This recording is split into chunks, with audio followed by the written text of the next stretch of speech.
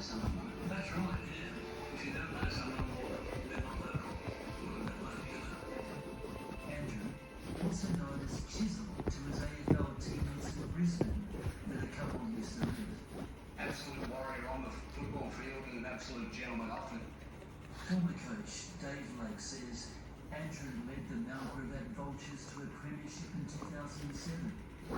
But he wants Andrew and Lennon's kids to know both their parents were champions.